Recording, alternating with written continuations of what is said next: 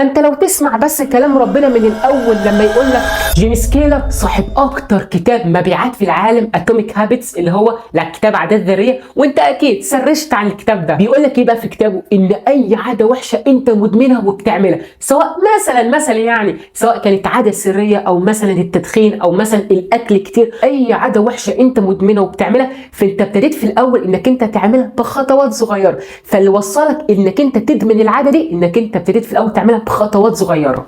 علشان كده لو جيت سالت اي واحد بيدخن انت ازاي ابتديت التدخين، هيقول لك ان انا ابتديت في الاول اخد نفس، بعد كده تاني مره ابتديت ان انا اشد شويه واكتر واخد نفسين لغايه ما ابتديت ان انا ادمنت التدخين. وعشان كده لما نسمع كلام ربنا من الاول لما يقول لنا في القران يا ايها الذين امنوا لا تتبعوا خطوات الشيطان، شوف ربنا سبحانه وتعالى قال لك ايه؟ خطوات. ليه بقى؟ لان ربنا سبحانه وتعالى عليم ان اي عاده وحشه اللي هيخليك انك انت توصل انك انت تدمنها انك انت في الاول هتبتديها بخطوات صغيره، وربنا عليم ان الشيطان لما يكون عاوز يخليك تعمل اي حاجه حرام، شوف اي حاجه حرام الشيطان عاوز يخليك تعملها، الشيطان ذكي عشان كده بيسموا الشيطان عجوز، عشان هو الشيطان يعني ايه؟ اكبر منك ففاهم يعني. فالشيطان لما يكون عاوز يخليك انك انت تدمن اي حاجه حرام فهو مش بيجيبها لك كده على طول خبط لازم، يعني مثلا بيقول لك ايه لما يكون مثلا عاوز يخليك مثلا تشرب سجاير فمش بيقول لك إيه خد لك اشرب علبه، لا يا باشا، هو كده في الاول بيبتدي لك انك انت ايه؟ هتم تجرب